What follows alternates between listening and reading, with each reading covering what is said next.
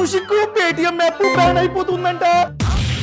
నేను నా చాలా డబ్బుని పేటిఎం మనీ యాప్ ద్వారా మ్యూచువల్ ఫండ్స్ లో పెట్టుబడి పెట్టాను. ఆల్రెడీ చాలా డబ్బు ఉంది. అదే విధంగా పేటిఎం యాప్ ద్వారా పేటిఎం గోల్డ్ లో పెట్టుబడి పెట్టా. నా డబ్బంతా పోయినట్టేనా?